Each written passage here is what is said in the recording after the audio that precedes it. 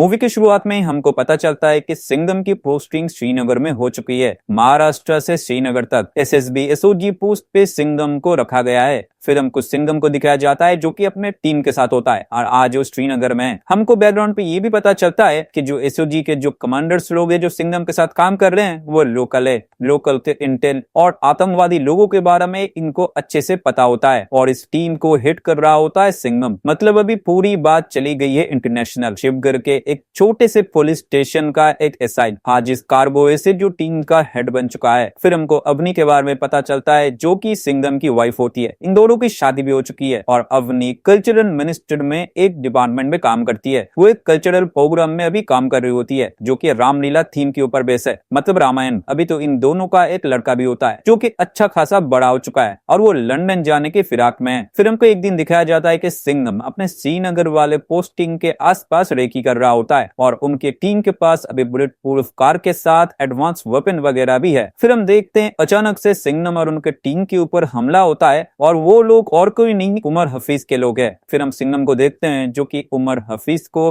बीच चौराहे पकड़ता है और उसको बहुत पीटता है। पर कश्मीर के लोग आगे नहीं आते क्योंकि वो बोलते हैं कि हम नए कश्मीर है, हम कभी भी ऐसे लोगों के साथ नहीं देंगे। पत्थर छोड़ना तो ओल्ड फैशन हो चुका है। फिर हम देखते हैं सिंघम उमर हफीज को लेके चला जाता है जेल में और उसे जाके बोलता है तू बाज नहीं आएगा ना, तेरे बेटों की तरह तू भी मरेगा। फिर उमर हफीज उसे एक धमकी देता है ये बोलते हुए कि तुझे पता नहीं तेरा पाला किससे पड़ा है, मैं तो चला जाऊंगा पर वो जब आएगा पूरे इंडिया में आंधी आएगा और तूने जैसे मेरे बेटों को मारा वो तुझे और तेरे पूरे परिवार को मारेगा। सिंघम तो बोलता है उसे आने की जरूरत नहीं है, तू बोल तो मैं खुद जाके उसे मारूंगा, ये नया इंडिया है, ये घुस के मारेगा घर में। फिर हम देखते हैं कि सिंघम मिनिस्टर से मिलता है और मिनिस्टर सिंघम के काम से बहुत खुश है क्योंकि उमर हफीज जैसे एक इतने बड़े आतंकवादी को सिंघम ने पकड़ लिया, पर वो बहुत आसानी से सिंघम के हाथ में आ गया। फिर मिनिस्टर सिंघम को इनका पूरा रैकेट समझाते हैं जहां पर वो नशीले पदार्थ श्रीलंका से तमिलनाडु पोर्ट पे लाते हैं। फिर पूरे देश में ये फैल जाता है। मिनिस्टर ये बोलते हैं हम कितना भी पॉलिटिक्स को अच्छा करने की कोशिश करें, कितना भी एजुकेशन शिक्षा देने की कोशिश करें, पर ये नशारी पदार्थ हमारे यूथ को खराब कर रहे हैं और उमर हफीज की सबसे ज्यादा फंडिंग, जितने भी इलीगल वर्क की फंडिंग, सब कुछ इसी पैसे से होता है। तो सिंघम हमको उसका मेन इंटेल को रोकना पड़ेगा, मानो उसी ने अपना पूरा काम किसी को सौंप के दिया है। सिंघम तब ये भी बोलता है मुझे भी वैसा ही लगता है सर, मैंने भी ऐसा ही नोटिस किया है कि वो आसानी से पकड़ में आ गया। सिर्फ मुझे मारने के लिए वो श्रीनगर इतना दूर आ चुका था और वो बोल रहा था कि कोई तो वेट कर रहा है हमारा। फिर हम देखते हैं कि 2 साल हो चुके हैं शिवा ग्रुप को, जो कि फॉर्म कराया गया है एक रॉ एजेंसीज की तरह, जैसे इंडिया के हर एक एजेंसीज है वैसे भी शिवा ग्रुप का लीड करेगा सिंघम और उसके अंदर हर एक स्टेट के वो जवान पुलिस ऑफिसर आएंगे जो कि सिंघम को अपना आइकन मानते हैं और अपने फील्ड में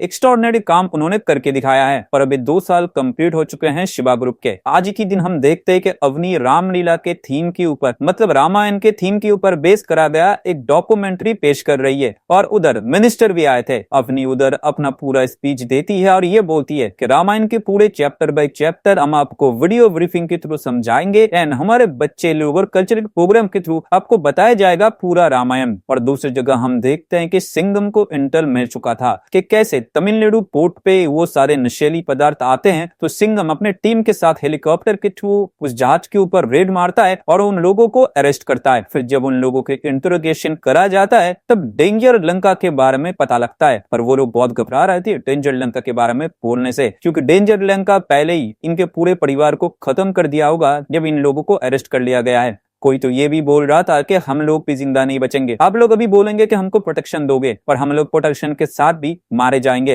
अगर आपको पकड़ना है आप डेंजर लंका के 3 खास आदमी को पकड़िए। फिर वो 3 खास आदमी तमिलनाडु पे छुपे हुए थे। फिर उन लोगों को पकड़ने के लिए इंस्पेक्टर शक्ति जाती है, वो और कोई नहीं खुद को लेडी सिंघम बोलती है, सिंघम का फैन, और बहुत अच्छे तरीके से उन तीनों को पकड़ती है। एक्शन के साथ, डायलॉग के साथ, सब कुछ बहुत परफेक्ट था। पर ये क्रिमिनल जब जेल में थे और सिंघम अगले दिन सुबह आने वाला था तब शक्ति को ये लोग धमकी देते हैं कि तुमको मैं इतना पैसा दे दूंगा कि तुम्हारे पूरे पुलिस स्टेशन में तुम नहीं रख पाओगे, अगर मेरा ऑफर नहीं लिया तो डेंजर लंका पूरे स्टेशन को ही जला देगा, शमशान कर देगा, कोई भी जिंदा नहीं बचेगा। शक्ति रात में स्टेशन में नहीं थी और उतने टाइम में डेंजर लंका अपने पूरे गैंग के साथ आता है और पूरे पुलिस स्टेशन को जैसे उसने बोला था उतने शमशान बना दिया। एक एक पुलिस वाले को उसने अपने चाकू से काट दिया एक का सर काट दिया, एक का हाथ पार काट दिया, एक को बस मरने के लिए छोड़ दिया, तड़पते हुए पेट में चाकू भोंक के। सबको बहुत बेरहमी से मारा। 16 पुलिस ऑफिसर मारे गए। शक्ति खुद को ब्लेम करती गई कि वो रात को पुलिस स्टेशन में नहीं था और ये सब कुछ हो गया। उसमें से एक कांस्टेबल की बीवी भी होती है जो कि शक्ति को ही ब्लेम करती है कि मैं चाहता था कि मेरा बेटा बड़ा होके आप ही की तरह एक ऑनेस्ट निडर पुलिस ऑफिसर बने,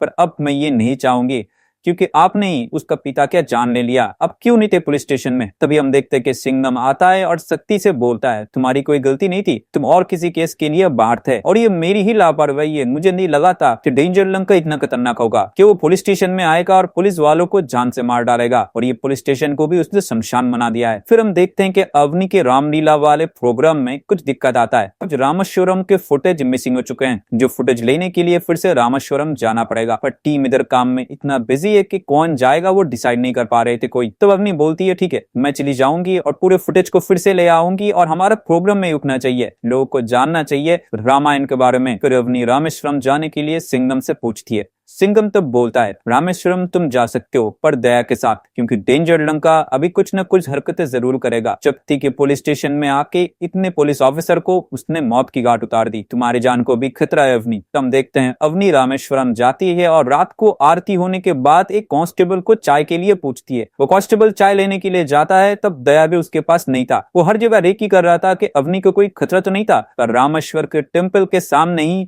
डेंजर लंका जो है वो आरती कर रहा होता है। वो अवनी से मिलता है और रामलीला के बारे में बधाई देता है। ये भी बोलता है मुझे बाजीराव सिंघम के बारे में पता है, वो हमेशा करेक्ट नहीं होते, और सिंघम के बारे में कुछ अनाप शनाप भी बोलता है। और ये बोलता है जिस डेंजर लंका से तुम लोग डर रहे हो वो लंका साक्षात तुम्हारे सामने खड़े हुए हैं, और तुम्हारे स्टूडियो रूम से जो रामेश्वरम की फुटेज मिसिंग हुई थी, तुम्हें क्या लगता है वो ऐसे ही मिसिंग हो गई थी? तुम्हारे लिए वो लड़की काम नहीं करती, वो मेरी खाला है और उसी ने ही उन टेप को मिसप्लेस करा है कि तुम रामेश्वरम आ पाओ। फिर हम देखते हैं कि जिस सीता को रावण जैसे हरण करता है, वैसे डेंजर लंका अवनी का हरण करता है, और किसी को कानो कान खबर भी नहीं थी क्योंकि दया तो रेकी कर रहा था। पर जब दया को पता लगता है वो उसे रोकने के लिए जाता है। जैसे रामायण में जब सीता माँ को हरण करके रावण लेके जा रहा था आकाश पथ में, तब जटायु जी ने उसको रोकने की कोशिश की, इस वजह से वो घायल भी हो गए, और इस जगह उस रेफरेंस को लिया गया और जटायु जी की तरह ही प्लेस करा गया है। वो भी रोकने के लिए जाते हैं डेंजर लंका को, पर वो भी घायल हो जाता है, बहुत ही जख्मी करते हैं उसे। फिर हम देखते हैं उससे भागते हुए वो जंगल की तरफ जाते हैं और अवनी को बचाता है एसीपी सत्या।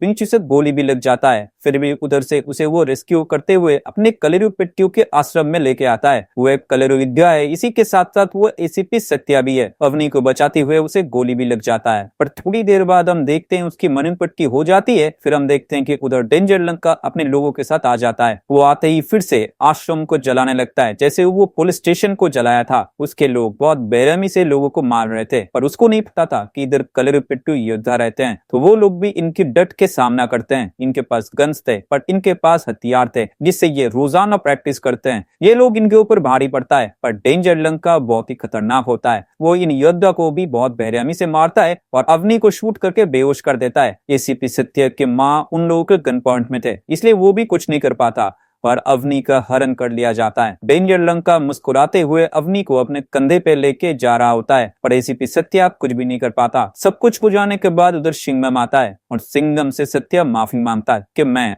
अवनी वावी को बचा नहीं सका। सिंघम बोलता है कि तुम्हारी गलती नहीं है, उसकी मौत उसे दावत दे रही है, उसको मैं उसके घर में घुस के मारूंगा। फिर हम देखते हैं कि डेंजर लंका सीधा सैटेलाइट फोन से सिंघम को कॉल करता है। कॉल करने के बाद वो बोलता है, क्यों सिंघम, कैसा महसूस हो रहा है अपनों को दूर जाते हुए देख के? अभी तो तेरे अवनी के साथ मैंने कुछ किया भी नहीं, पर तूने मेरे परिवार को खत्म कर दिया है। मेरी दादू तेरे पास है, उसको जितनी जल्दी हो सके छोड़ दे। उमर हफीज और कोई नहीं, इसी का ही दादू है, और इसी के फैमिली मेंबर्स एक के बाद एक स्लीपर सेंट बन के आए और पूरे देश को हिलाने की कोशिश की, देश में जंग ताज अटैक वगैरह करने की कोशिश की, पर पूरे हमारे इंडियन पुलिस फोर्स ने इनको मार गिराया। तो अब इसका पोता आया है सिंघम को झुकाने के लिए और पूरे टीम को खत्म करने के लिए। सिंघम फिर उसे बोलता है, मेरे देश को बिना किसी कारण के तुम लोग चोट पहुंचाओगे, हमारे बच्चों को तुम मारने की कोशिश करोगे, हमारे यूथ को खोखला करने की कोशिश करोगे, तब मैं नहीं, मेरे जैसे लाखों हजारों सिंघम तुम्हारे सामने खड़े रहेंगे। तुम जैसे हजारों ऐसे फैमिली को मिटाने के लिए। अगर मेरे अवनी को कुछ भी हुआ, तेरे दादा की लाश को मैं लाल किला पे लटका दूंगा। डेंजर लंका तो मुस्कुराता है और ये बोलता है तू कुछ भी नहीं कर सकता। अगर अवनी को जिंदा देखना है तो अपने एक ऑफिसर भाले राव को मेरे पास भेज, उसे श्रीलंका भेज, क्योंकि तुझे तो पता चल चुका होगा कि मैं श्रीलंका आ चुका हूँ। सिंघम फिर सीधा उमर हफीज के पास जाता है और उसे बहुत पीटता है। पीटने के बाद बोलता है मेरे देश से तुम्हारी क्या दुश्मनी है, मैं तो मेरा ड्यूटी कर रहा हूँ, फैमिली के ऊपर क्यों अटैक करवाते हो। उमर हफीज भी मुस्कुराता है और ये बोलता है मेरे बेटे भी शहीद हो गए क्योंकि वो भी अपना मकसद पूरा कर रहे थे, तुम लोगों ने मकसद पूरा करने में अड़चन डाली। सिंघम तब बोलता है जिसे तुम मकसद बोल रहा है ना, इससे कोई भी भगवान का कोई भला नहीं होगा,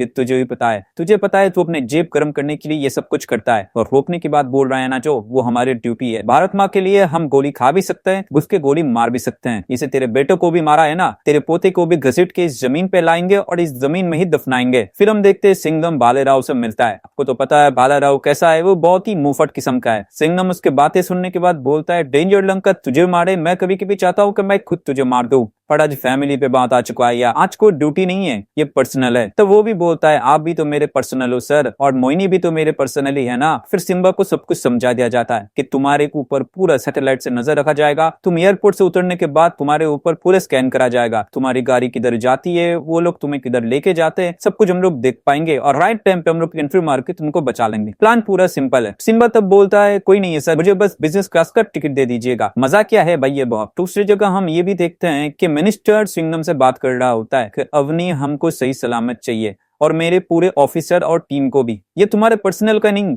ये पूरा देश का सवाल है, क्योंकि देश को तुमने इतने बड़े बड़े अटैक से बचाए हैं, तो हमारा भी फर्ज बनता है आज तुम्हारे साथ हम खड़े रहे। और उमर हफीज को हम कभी नहीं छोड़ सकते, वो मास्टरमाइंड है इन सबका। हमारा पूरा यूथ खत्म हो जाएगा सिंघम, तुमको अवनी को और अपने टीम को सही सलामत ले आना है और मुझे डेंजर लंका मेरे कंट्री के जेल में चाहिए। दूसरी जगह हम श्रीलंका में देखते हैं जहाँ पर डेंजर लंका अवनी को बोल रहा होता है रामायण का रामलीला तुम तो अच्छे से प्रोग्राम ऑर्गेनाइज कर रहे हो, जहाँ पर राम है, लक्ष्मण है, सुग्रीव है, जटायु है, ये रावण को हराने के लिए, फिर भी रावण उन सब पे भारी है। तब अवनी बोलती है रामायण का अंत तुम जानते हो ना, आखिर में क्या हुआ था। तब डेंजर लंका बोलता है ये कलयुग है अवनी, इस बार रावण नहीं हारेगा, राम और उसकी सेना हारेगी। अवनी तब बोलता है चाहे ये कलयुग हो, सत्ययुग हो या द्वापर युग, जिस किसी भी भाषा में रामायण लिखा जाता हो ना, आखिर में हारता है रावण ही, क्योंकि वो दुष्ट है, वो असत्य के साथ है। दूसरी जगह हम देखते हैं सिंघम को ऐसा प्लान बनाया जाता है कि पानी के रास्ते से श्रीलंका पहुंचा जाएगा, और दूसरी जगह भालेराव पहुंच जाता है एयरपोर्ट, जहां पर डेंजर लंका के लोग उसे उधर से उठा लेते हैं। सैटेलाइट से कुछ देर तक तो मॉनिटर होता है, फिर अचानक से 3-4 गाड़ी शफल होता है और वो गायब हो जाता है। भालेराव को भी अड्डे में लाया जाता है और डेंजर लंका के सामने फिर से वो कॉमेडी करना शुरू कर देता है और ये बोलता है तेरे दादा को बचा के तू क्या करेगा, अभी उनकी मरने की उम्र तो हो चुकी है। सिंघम बाव को अकेले मरने चले थे, अच्छा वह सिंघम बाव ने उनको जान से नहीं मार डाला, और तुझे पता है ना अगर हेलीकॉप्टर से वो आ गया ना वो तो वो तेरे लंका की नामो निशान मिटा देंगे। और फिर वो जाके अवनी से मिलता है और अवनी को बोलता है अवनी इन सबको मराठी नहीं आता, तो मराठी में हम लोग पूरा बात कर लेते हैं, तुम सुनो सिंघम बाव पहुंच चुका है श्रीलंका और कुछ देर फिर हम लोग सारे इधर से निकलने वाले हैं, डेंजर लंका बंदा की चिंता मत करो। उस जगह हम सिंघम को देखते हैं जो कि श्रीलंका पहुंच चुका था, पर वो छुप के रह रहा था, सिर्फ भालेराव के एक सिग्नल की देरी थी, पर सैटेलाइट से तो भालेराव खो चुका है। इंडियन एजेंसी के पूरे इंटेल को श्रीलंका में अलर्ट कर दिया गया है, कहीं पर भी कोई हलचल हुआ तो उनको पता चल जाएगा और फिर से सैटेलाइट में डेंजर लंका की लोकेशन आ जाएगा। भालेराव पहले तो उन लोगों से बहला फुसला के अच्छे से बातें करते हैं, 2-3 जोक्स वगैरह भी क्रैक करते हैं और आखिर में बोलता है 1 2 3, तुमको पता नहीं ना दरवाजे से कौन आने वाला है। सिंघम बाव दरवाजे के बिल्कुल पीछे खड़े हुए हैं, मैं जाता हूँ दरवाजा खोल देता हूँ। भागते हुए जाता है और गाड़ी लेके खुद उधर से निकल जाता है और डेंजर लंका के सारे लोग उसके पीछे। बंदा पूरा कॉमेडियन है, पर पीछा करते करते उसने इतने सारे सिग्नल छोड़े, इतने सारे बम फोड़े ना, सैटेलाइट पे ऑटोमेटिकली वो आ गया। भागते भागते वो तो श्रीलंकन शादी में भी घुस जाता है, फिर उधर से भी निकलते हैं और डेंजर लंका के लोग भालेराव के जान के पीछे। तब उधर एंट्री होती है सिंघम बाव की, भालेराव को बचाता है और भालेराव बोलता है मुझे शादी वाले लोग मुझे ना मारे, इसलिए भारत का फ्री बमन का टिकट मैंने ऑफर कर दिया, ये सरकार उठाएगी ना सर। भालेराव और सिंघम जब भाग रहे होते हैं और अड्डे की तरफ जा रहा होता है, अवनी ठीक उनके सामने खड़ा हुआ होता है और उसके सर पे गन हुआ होता है। सिंघम कैसे भी ब्रेक मारता है और गाड़ी पूरा उलट जाता है और उनके ठीक सामने डेंजर लंका खड़ा हुआ होता है। सिंघम को 10-20 लोग पकड़े हुए थे, फिर भी वो शेर की तरह आगे बढ़ रहा था। फिर डेंजर लंका को वो बीच से ही चीर देगा। डेंजर लंका तब बहुत गुस्से में आ जाता है क्योंकि उसके दादू को इन लोगों ने रिलीज नहीं किया था, उसको डबल क्रॉस किया था। डेंजर लंका को तब बहुत गुस्सा आता है और गन निकाल लेता है वो अवनी को मारने के लिए। तब भालेराव आगे आता है और बोलता है, आपके दादू आपके ठीक पीछे ही आ रहे हैं, सूर्यवंशी सर हमारा लाल है, हेलीकॉप्टर से आ रहे हैं ना, थोड़ा टाइम लग रहा है, आप लोग तब तक हमको बंदी बना लीजिए, वी आर अंडर अरेस्ट। वो लोग डेंजर लंका के अड्डे में होते हैं और वो लोग राह देख रहे होते हैं कब वो लोग इधर से निकलेंगे और इंडियन एजेंसीज की टीम उनको बचाने के लिए आएंगे। इतने देर में सिंघम के फोन में कॉल आता है मिनिस्टर का। वो झुक जाता है और ये बोलते हैं कि उमर हफीज को हम लोग छोड़ रहे हैं, हमारी टीम और तुम जैसे जाबाज ऑफिसर हमारे फर्स्ट प्रायोरिटी हो, पर डेंजर लंका को जिंदा छोड़ना मत। डेंजर लंका तो मुस्कुराता है और ये बोलता है, मैं और मेरे दादू उधर से निकलेंगे तुम्हारे पूरे टास्क फोर्स को खत्म करते हुए। फिर अगले दिन सुबह फिर से कॉल आता है और उसके दादू को छोड़ने के लिए ऑर्डर दिया जाता है। तभी हम देखते हैं कि गोडाउन के बाहर एक बड़ा सा धमाका होता है और हमको पता है कि कौन कौन आने वाला है। पहली एंट्री होती है लेडी सिंघम की। भाई बंदी ने आते ही धागे खोल दिया, चलते हुए ट्रक से कूद गई और ट्रक में डेटोनेटर फिट करा गया था। बटन दबाया और पूरा फैक्ट्री बूम। फिर गोलियों से एक्शन, स्पोर्ट्स कार में बैठते हुए। उसी के साथ सिम्बा और सिंघम दोनों खुद को छुड़ा लेते हैं और वो भी दोनों हाथ में गन उठा लेते हैं। तभी एंट्री होती है एसीपी सत्या की। ये चारों मिलके जैसे मार रहे थे, एक्शन सीन में बयान नहीं कर पाऊंगा, ये तो आपको थिएटर पे जाके ही पता चलेगा, बट बहुत बेहतरीन एक्शन दिखाया है रोहित शेट्टी ने। फिर हम देखते कि अवनी को वो लोग छोड़ देते हैं उसको कुचलने के लिए। पीछे एक ट्रक खड़ा हुआ होता है और सिंघम को भी इधर से छोड़ दिया जाता है। सिंघम और वो भाग रहे होते हैं उसको बचाने के लिए, पर अवनी के ठीक पीछे ट्रक खड़ा हुआ होता है। फिर ऊपर से एंट्री होती है सूर्यवंशी की। वो हेलीकॉप्टर से झूलते हुए आते हैं और मिसाइल से ट्रक को उड़ा देते हैं। भाई आइकॉनिक सीन है इस मूवी का, सीटी भरे थे और में बहुत। फिर हम देखते हैं ये सारे लोग असेंबल होते हैं। देखने में लग रहा था कोई मार्वल मूवी चल रहा है। भाई इधर से गाड़ी उड़ रहा है, उधर से मिसाइल चल रहा है, एक्शन, घमासान, हैंड फाइट, कॉम्बैट सब कुछ चल रहा है। और हम देखते हैं कि डेंजर लंका अवनी को लेके भाग रहा होता है। अवनी को छुड़ाने के बाद उसके पीछे जाता है सिंघम उसे मारने के लिए। फिर डेंजर लंका और सिंघम के बीच हैंड कॉम्बैट होता है। दोनों एक दूसरे को काटे की टक्कर दे रहे थे, पर सिंघम को तो आपको पता ही है ना, सिंघम वन का एक डायलॉग था, जिसके बाजू में है दम, दो वक्त बाजीराव सिंघम। भाई पूरे मूवी में ऐसा बीजीएम फील हो रहा था ना, अब एक मिनट भी बोर नहीं होगे। और आखिर में हम देखते हैं कि डेंजर लंका को बहुत बुरी तरीके से सिंघम मारता है और फिर उसकी टीम आती है, टास्क फोर्स आती है और उसे अरेस्ट कर लेती है और उसी के दादू के जेल में उसे डाल दिया जाता है। आगे इसको मारेंगे, दफनाएंगे, ये इससे कुछ उगलवाएंगे, ये तो आगे पता चलेगा। फिर हमको पूरे कॉप यूनिवर्स की टीम को दिखाया जाता है। हो सकता है आगे और भी कॉप यूनिवर्स के सिंघम हमारे सामने आए जो कि सिंघम को अपने लीडर मानते हैं। और मूवी में ये भी रूमर्स था कि सलमान खान दिखेंगे चुलबुल पांडे, ये तो नहीं हुआ। आगे हो सकता है कि रोहित शेट्टी सलमान खान को भी कॉप यूनिवर्स में ऐड कर ले। इधर ही खत्म होता है सिंघम अगेन का एक्सप्लेनेशन। आई होप आपको पसंद आया हो। वीडियो को लाइक करे, अपना opinion feel free comment section में बताइए।